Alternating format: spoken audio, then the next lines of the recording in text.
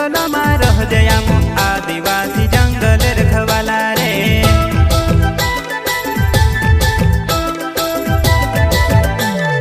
चल जंगल जमीन काजे पूजे रे आदिवासी दुनिया ने रखवाला रे।